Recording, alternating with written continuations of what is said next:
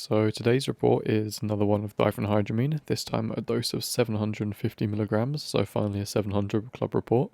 I found it on Erowid by a user called Yuki. The full details are on screen now, but this is the highest dose report I've read so far, at least of diphenhydramine. So without further ado, we'll get into it.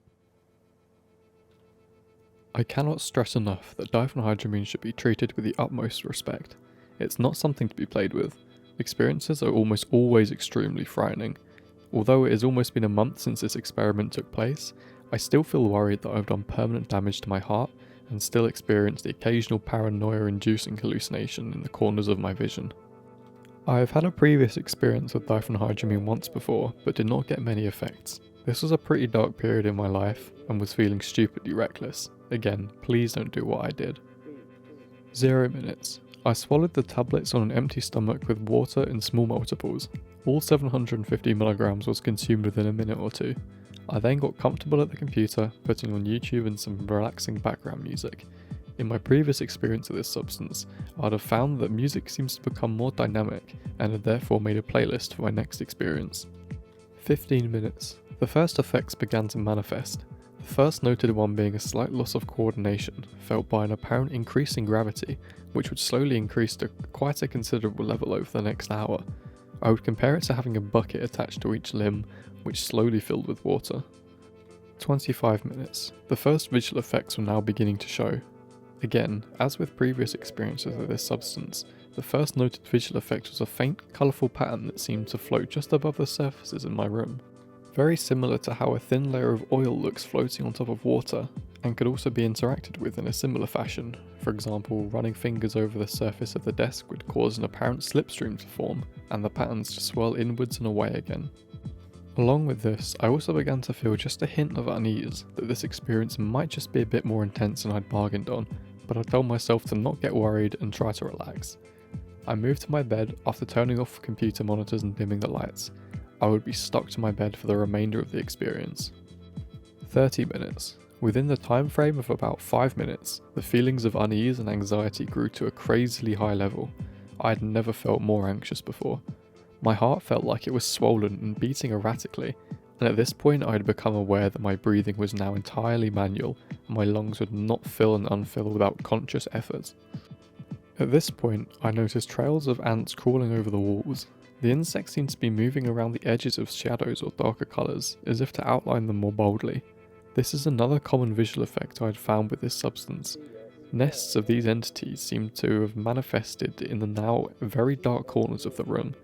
For a while, I admired the hallucination while trying to get comfortable with the intensifying body high, noting the realism in the insect's movements and anatomy. After a few minutes, I realised that the effects would become too intense within a short while, and attempted to message a friend who had agreed to be around as an emergency contact. I lost the ability to type and see properly about halfway through the message. The text on my phone screen, although set to its largest size, had begun to double and warp, making it impossible to understand. Realising that I would be on my own for this trip, I closed my eyes and attempted to make myself as comfortable as possible. 40 minutes and onwards. From this point on, I cannot accurately add timestamps as I stopped using my phone. While my eyes were closed, I would occasionally hear people walking around in my house. My siblings and parents were home, so I can't say whether or not they were really walking around or not. Once or twice I would hear a door slam, which made me jump each time. After about 10 minutes of having my eyes closed, attempting to stay grounded to reality by going over the lyrics to songs currently playing, I finally gave in to temptation and opened my eyes. The room was not the reincarnation of hell I had been expecting, yet, despite the overpowering feeling of dread suggesting it should have been, and I was pleasantly surprised and a little relieved. I sat up a bit in bed to get a better view of the room. Although it didn't seem to have changed much, a few foggy grey spheres with no discernible surface were hanging in the air next to my wardrobe, and my curtains looked infested with spiders. Upon this latter realisation, I immediately became aware of the sea of daddy longlegs which now covered the bed sheets. These creatures were blindly crawling over each other, and despite liking spiders, I found the entity's movement incredibly unnerving, dreading feeling them upon my skin, and although visual and tactile hallucinations of just that almost immediately began, I was able to stay calm and ignore the sensation of a swarm of spiders scurrying along my arms and face. Turning my attention back to the wall, I immediately spotted one big fat hornet sitting in the middle of the wall. This would be the first real test of nerves for me, as I have a bad phobia of wasps.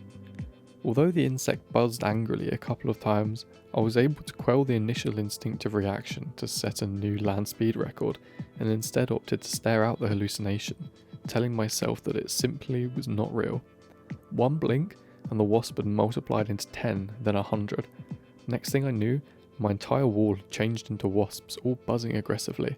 It was like being inside an enormous nest, and then they were gone. Calming my breathing, I decided to close my eyes again, and entered into a state of what I can only describe as pure delirium. My consciousness seemed to be falling through one reality after another, existing for a few seconds in the situation within each, before being ripped into the next one.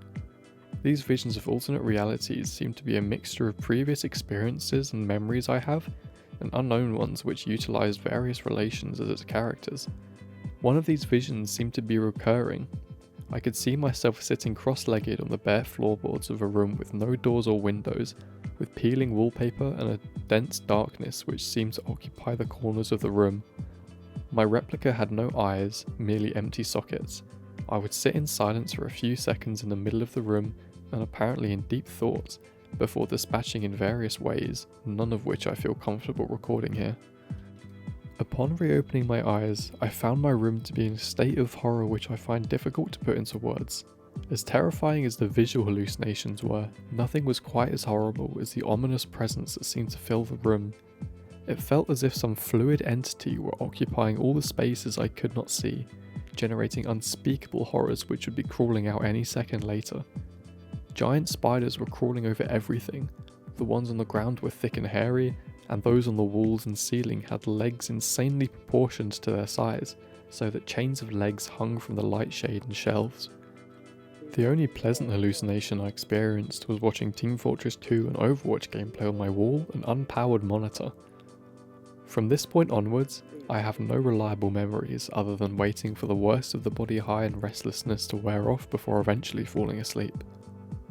I cannot be 100% sure whether everything happened in the order I listed it, as my memories felt very scattered when I woke up and began to slowly write up my experience.